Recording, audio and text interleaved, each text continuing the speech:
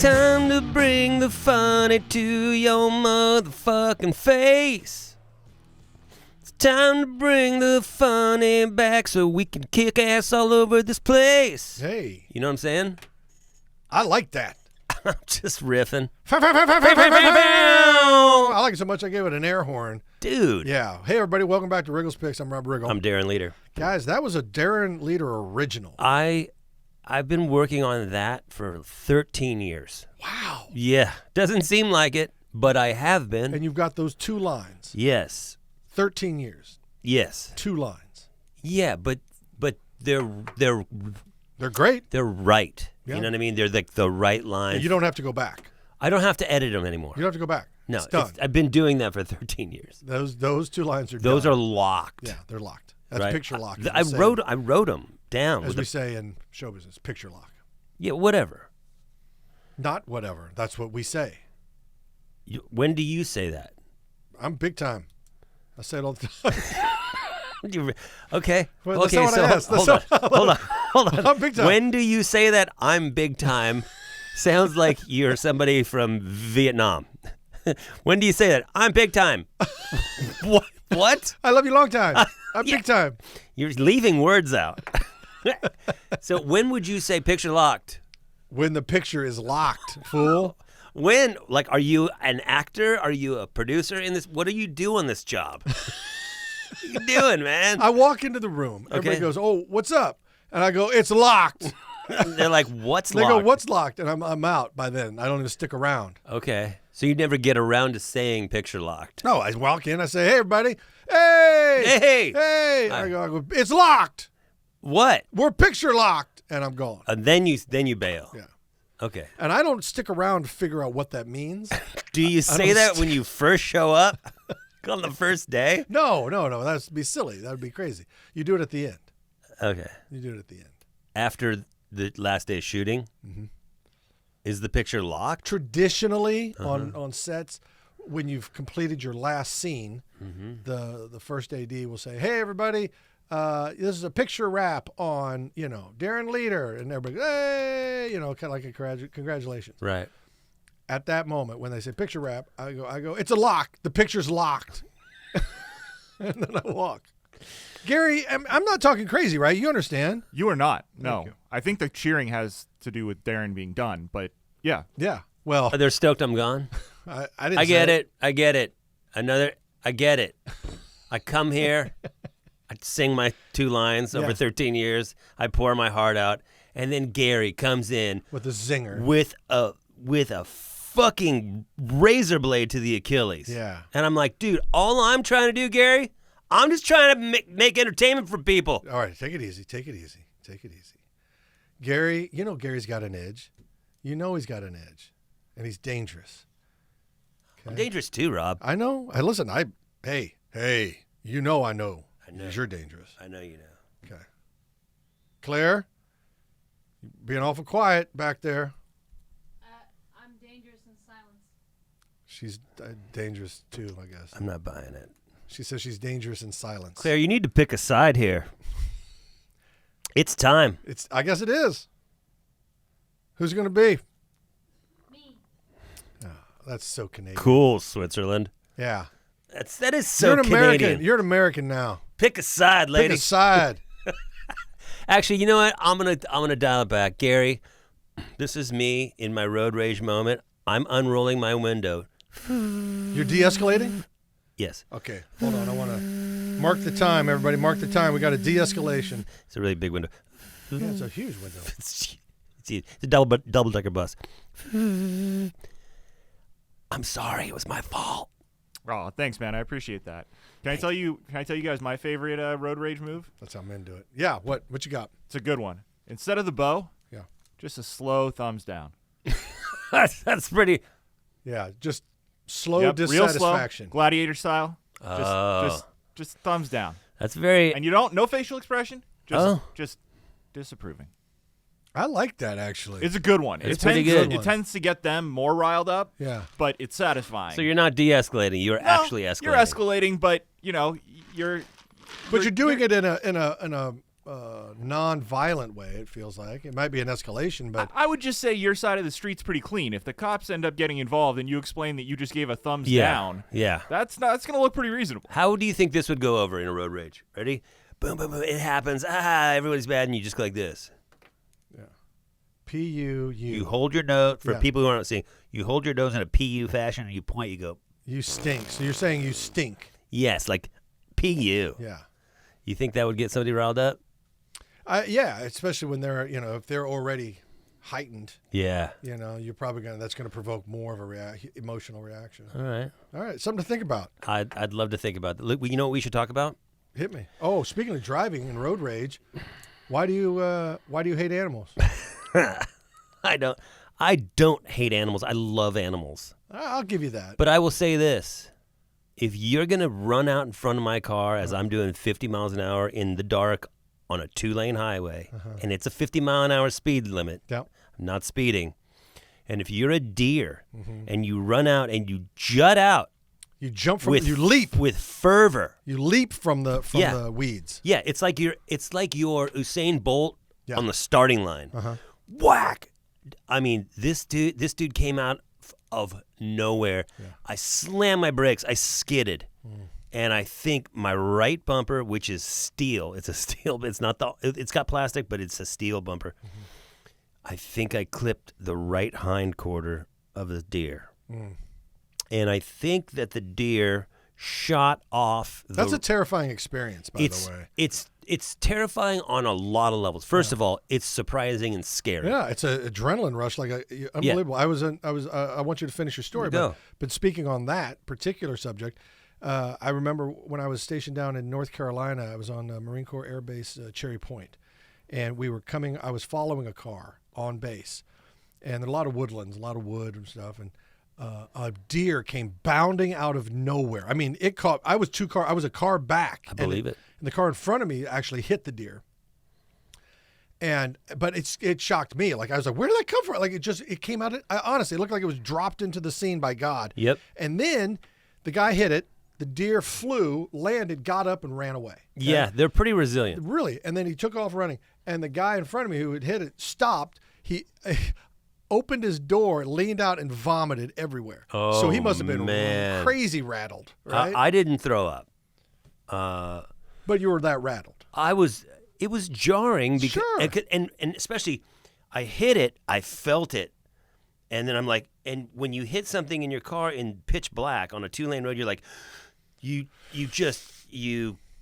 adrenaline dump, right? Sure. And so then afterwards, you're like, oh my God, that really happened, and then you start going, is the deer alive? Is the deer dead? What happened to my car? Am I okay? Like, Yeah, you got to go through the checklist. You got to go through it. And my hope is, and I know this I want people to comment, but my hope is 2 things. One, I hope that the deer is 100% healthy and off and running and playing with his deer friends. Yeah. The other thing is if I hit it and I broke a leg, then I hope that it was a quick passing and with no suffering. Deers, they will make noise. They will. If they're wounded, I think. They will make noise. So you would have heard something. I didn't hear anything, man. And I think you probably, because you also have to remember you were slamming on the brakes, you were decelerating. Yeah. You probably clipped him, you probably bumped him. He flew into the ditch or the weeds down the side of the hill and got up and boogied off. You know what? We'll go with that version. Yeah. But if he didn't, then the other part of me is like, then you better watch your back because he's coming for you. I'm on a swivel. Let's go. Yeah, I'm just warning you. I'm ready. But the other deers don't forget. Deers do not forget, unless he's food for other animals, and I mean that sincerely because that's the circle of life. It happens. Yeah, mountain lions got to eat. You know what I'm saying? And do I wish ill will on the deer? No. And don't be ridiculous in your comments. But sometimes accidents happen. But I don't think I would have hit a deer here in California. No, you wouldn't have. This happened because I moved, and I was on a road where deer like to run. And the antelope play. Oh, God, that's where they get it from. Word. That just happened. I just dropped a knowledge bomb on your face. Wow. Yep. Mm-hmm. Home on the range. Yeah. Hey, speaking of crazy comments. Yes. Our listeners and viewers have been drilling down on some things that just don't make any sense. Gary, have you seen some of these? I've seen a few. And what are your thoughts when they drill down and start making it about something that it's not? Mental illness is kind of the go-to for me. Yeah. What do you think people are going to say about the deer? I think there's going to be a lot of words like abuse and mistreatment thrown around. Yeah. Okay. I don't think that's rational. No. I just live on the internet, and I know where people will irrationally jump to. It's unfortunate because anybody who's driven in rural America or rural anywhere knows the danger of animals, big and small, appearing out of nowhere from the side of the road. Dude. They come out, especially in the summertime, they come out of these tall weeds and they just lurch. Oh my God. It was like Chris Angel was off to the side and he went, deer. Yeah. Yeah. I'm like, what the fuck? Where did it come from? Yeah, it was shocking. It was scary. My grandfather down on those 2-lane highways in Missouri was coming home from Columbia, Missouri one night. Nighttime drive, 2-lane highway, same scenario. He was in his, retired guys have Cadillacs. He was in a Cadillac, and he hit a deer. It just popped out of nowhere. Same scenario. Yep. Only it went up into his windshield. Oh, dude. Yeah. So these things happen. They do. Tommy happen. Boy even had a deer get hit. These things it's recorded. Yeah. It's no one's out there doing it on purpose. Any damage to the truck? You know what? So I ended up, before this happened, I put a steel bumper on the front and the back, like a really good bumper. And then above the bumper is a white plastic part of the bumper.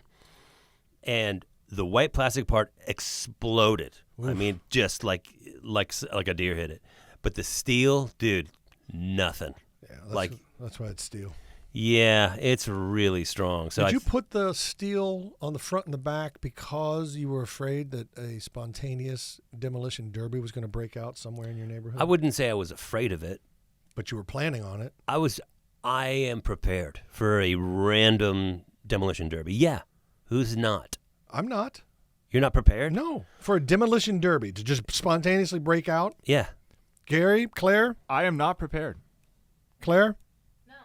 No. See, this is the difference between us. And this is why this country's great.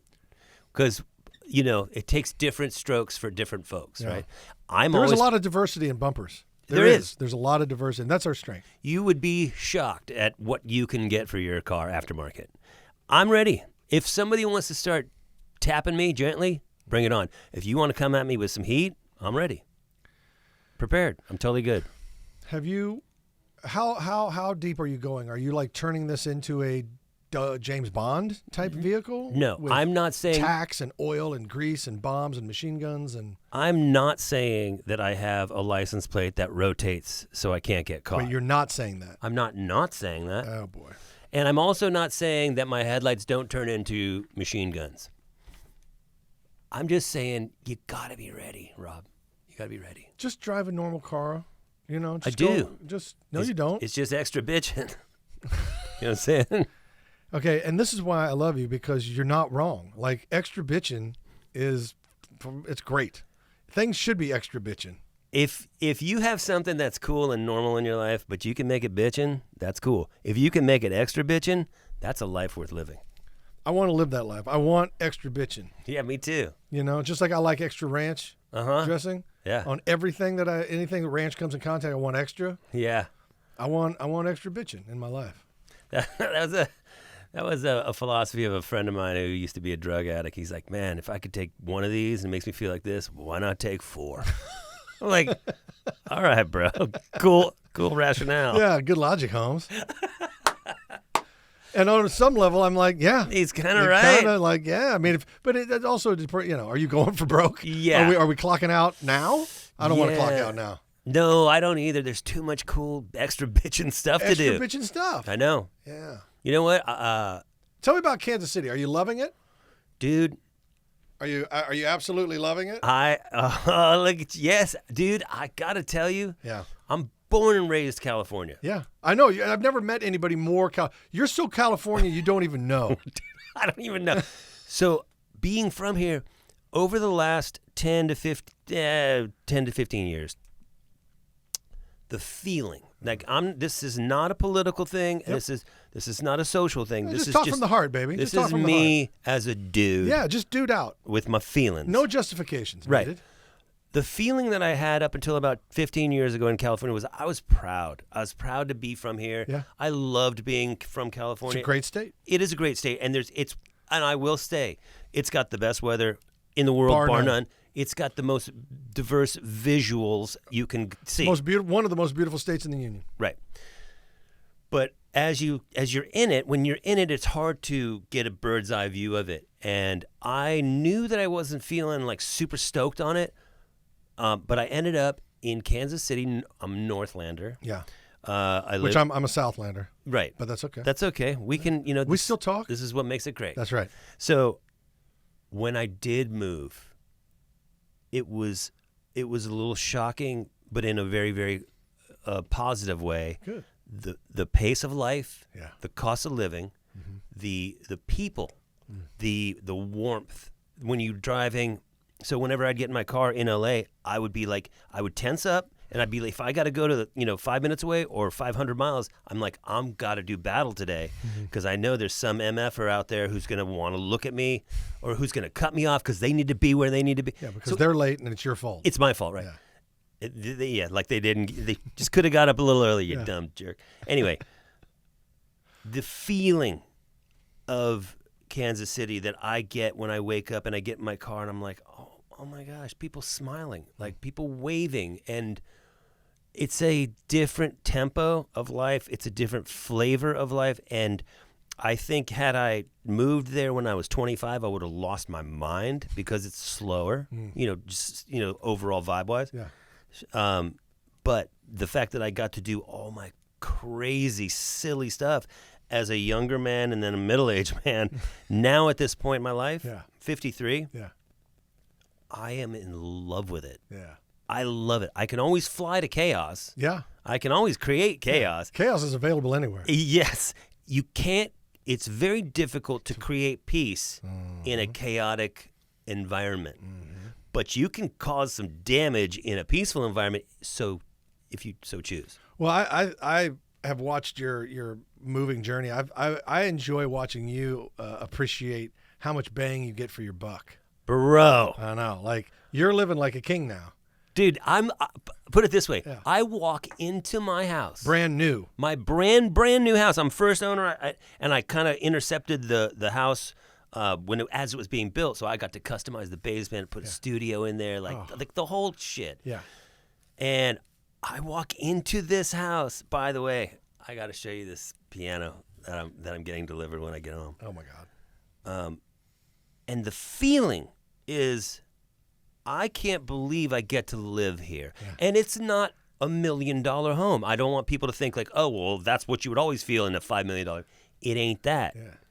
It's what you get for what you pay is shocking coming from California. Yeah. If you come from here to there, you would be pleasantly surprised. I've told all my friends, I'm like, you guys have no idea. I told my sister, I told my parents. And the neighborhood that you moved into is wonderful. It's a nice neighborhood with, wonderful streets, and it's clean. It's clean and nice and safe. Dude. And you have peace. You have peace of mind. You do, and I think, for me, in my life, I have made several choices that were not creating choices. Yeah. I've created chaos in my life, right? Yeah. And if I was still doing that and I just moved somewhere else, it would be just me being chaotic but living somewhere else. Yeah.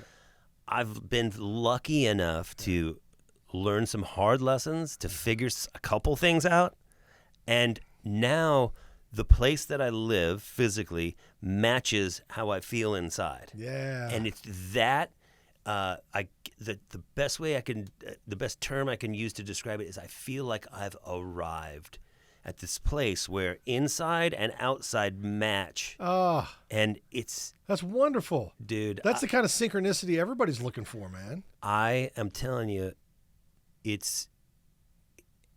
don't know how to explain it, because awesome. How people you hear. But when you mentioned something, you mentioned you get to this place through pain.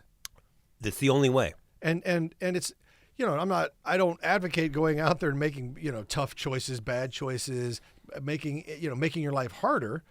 But I promise you, if you're on earth long enough, hard times will come. Yes. Okay, they will. Yeah. It doesn't matter who you are. You could be the pastor of a church and doing everything right. Hard times will come in some form or another. Mm-hmm. And that furnace of pain is where your character is forged. Absolutely. It really is. And if you recognize it for what it is, and you go through it. You don't avoid it. You don't. You got to go through it. You got to go through it. You will get to the other side, and you'll be better for it. And it's impossible to believe at the time. Yeah. It's impossible to believe. believe. You can't see how this couldn't resolve itself. Yeah, and how it's going to be good in any way, shape, or form. But I have found in my life experience also that going through the pain with your head up is better. Yeah, because you will come out the other side. You're going to have scars. It's not going to be great all the time. No. But your character will be better. You'll be stronger for it. You'll be a better person for it in some way, shape, or form. You can't go through pain without being better for it in some way. Right, and I feel like, you mentioned stuff will happen, right? No matter what, in some form. Yeah. And I think it's a testament to people who go through adversity, they go through hard stuff, and sometimes it happens to them, sometimes it happens because of them. It's a multitude of reasons.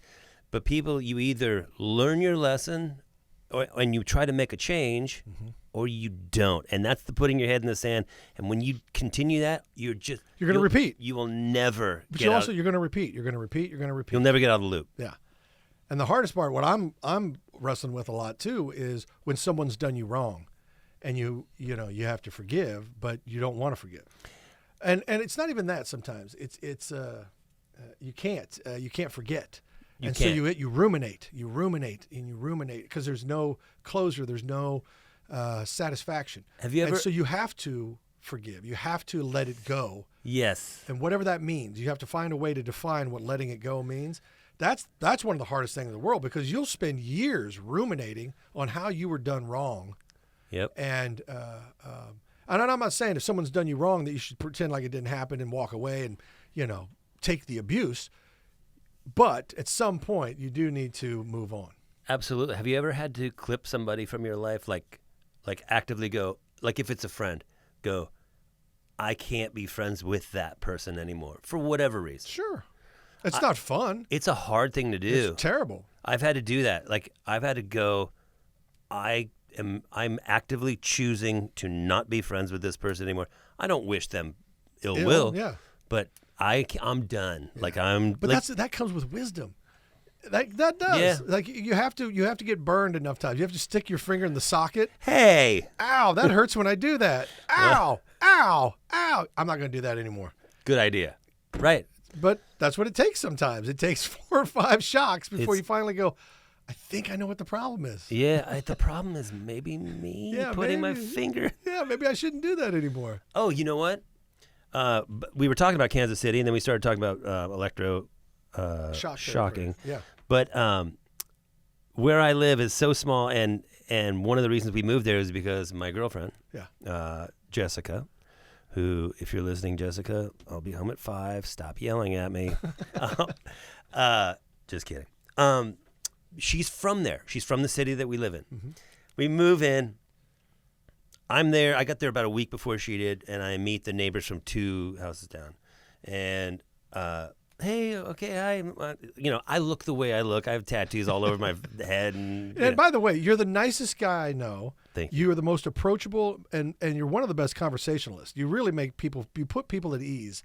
But visually, if I didn't know you, and I saw you on the street, I'd be like, oh, what the F? I don't know if I want to approach this guy. Right. I wouldn't. Yeah. It's just not warm look. You're not like, that guy looks like he wants to chat it up.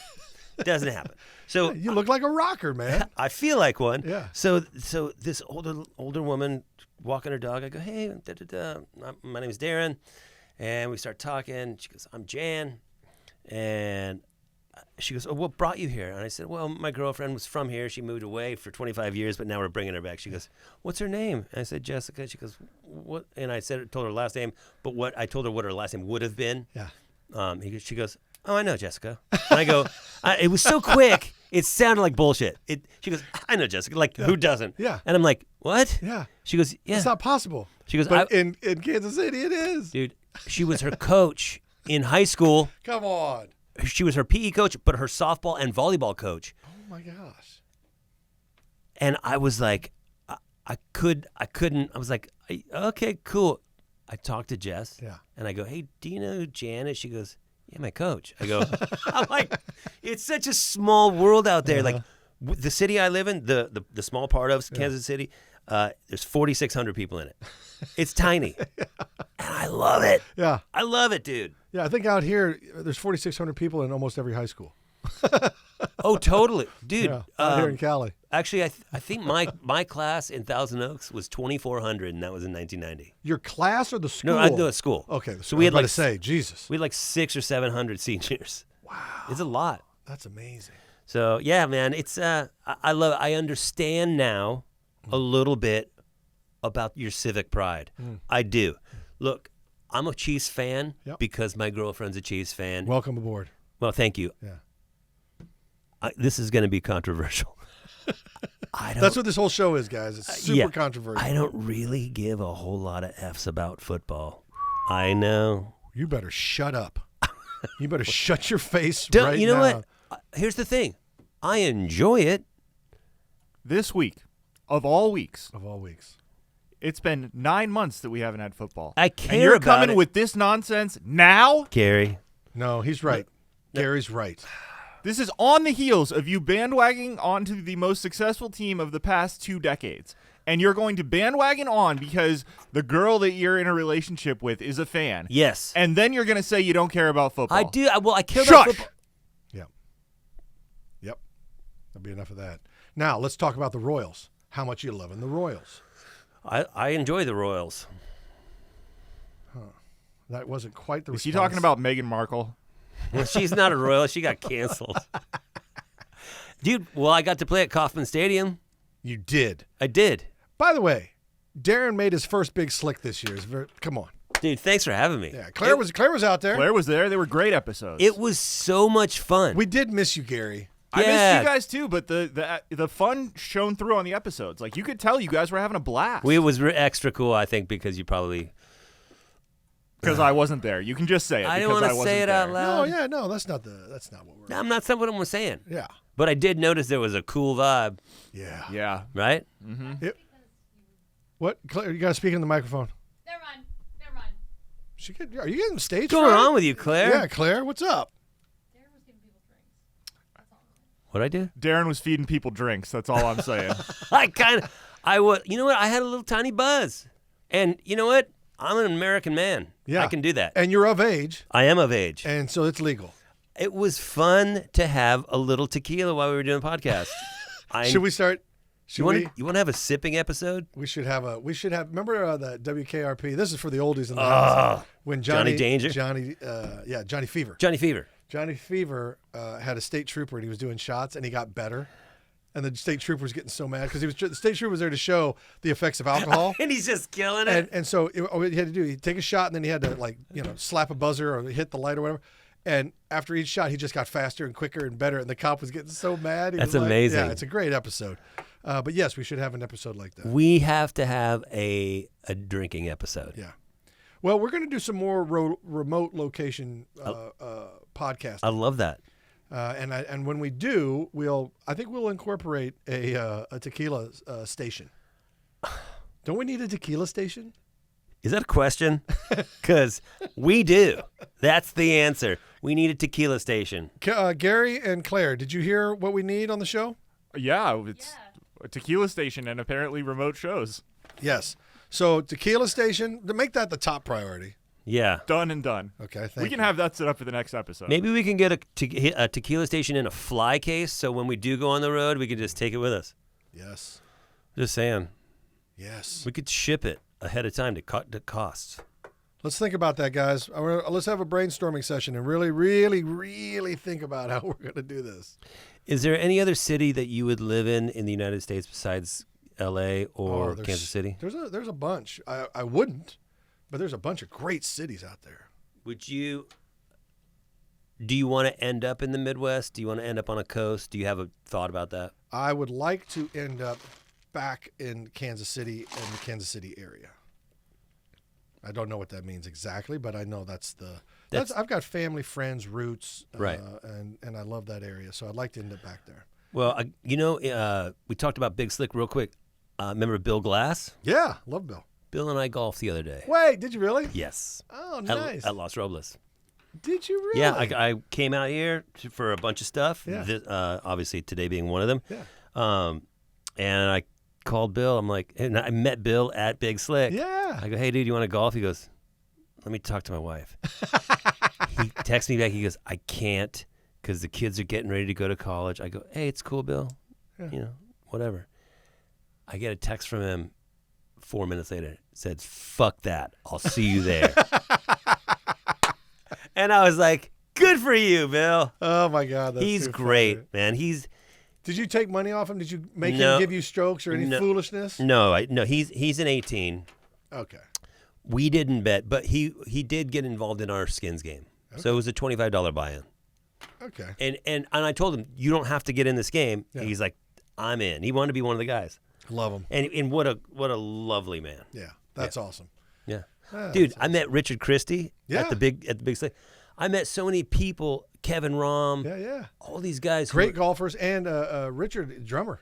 Oh, yeah, totally. Yeah. Dude, I stay in touch with these guys. I love it. And if I get a chance to do it again next year, I love it. Yeah. Yeah. It's great. I'd love to get. I want to work some angles on Panther and stuff. So, some of your friends. Yeah, I can reach out. That'd be amazing. Yeah, that would be amazing. Well, so Gary and Claire, we got a lot to think about, and you guys got a lot to work on. My God. Yeah. Yeah, I don't think the tequila station is going to be too much work. I think we could have that up and running pretty darn quick. Are you going to have a tequila station while you're trying to make another tequila station? That's the smart play. I mean, yeah. Okay, good. Hey, I have a question for Claire. She's not even here anymore. No, I'm here. Oh. What's going on with you, Claire? Are you checked out? Something going on with you? What? Yeah. You're quieter than normal. We only have the one mic, and Claire is hot on the ones and twos for the video, so it's a little hard. Is she doom scrolling during the middle of our show? I am not. I never do. Put the politics respect. down. Yeah, Claire. I'm taking notes on the episode. Right now it says killing deer with your deer. I meant to write car. And then Darren living the dream. That's it. Well, this has been a great episode. So she's clearly been listening. Yeah, I'm just getting this sense that she's a little aloof today. Yeah, something's keeping her from full engagement. Yeah. And it's throwing us off. It's throwing my game way off. Claire! All right. Well, listen, guys and gals, this has been Riggle's Picks. We have got, in the coming episodes, we have got some amazing guests lined up. Very excited. It's going to be We've unbelievable. got some of your favorite characters you've ever seen on television. Mm-hmm. Some of the greatest rock stars and musicians that have ever graced the stage. Who else? Oh, and some stand-up comedians that are ascending. Like skyrockets in flight. Shooting stars. Afternoon delight. Whoa, dude. You know that's about sex. Yes. Yeah, afternoon sex. Yeah. Yeah, that's why it's a nooner. A nooner. A quickie. Yeah. Let's just take a minute. Okay. And just go there. Okay. That was nice. All right. That was wonderful. That's great. That was fantastic. Thank you. Afternoon delight. I want a cognac. I want something slow to sip on. Totally. A Grand Marnier, something. Yeah. Neat. An old fashioned. Oof. Come on. All right, let's go get hammered. Okay. Hey, everybody. This has been Riggle's Picks. I'm Rob Riggle. I'm Darren Leader. And for Gary and Claire, thanks for joining us, everybody. We love you. What?